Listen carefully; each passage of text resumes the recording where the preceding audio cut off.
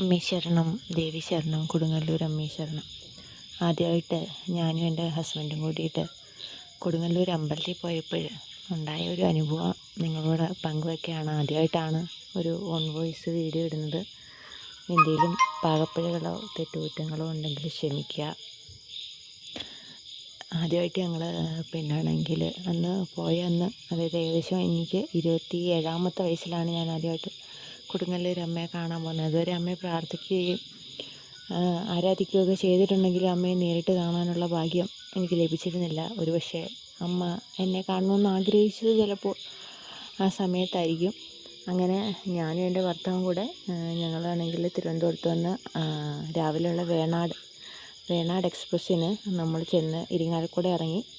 അവിടുന്ന് പിന്നാണെങ്കിൽ ചെന്ന് കൊടുങ്ങല്ലൂർ പോയിട്ട് തിരിച്ച് വൈകിട്ട് 3:15 അതേ വണ്ടിക്ക് തന്നെ തിരിച്ച് വരാം എന്നാണ് ഞങ്ങൾ പ്രതീക്ഷിച്ചിരുന്നത്. അങ്ങനെ ഞങ്ങൾ ട്രെയിനിൽ കയറി.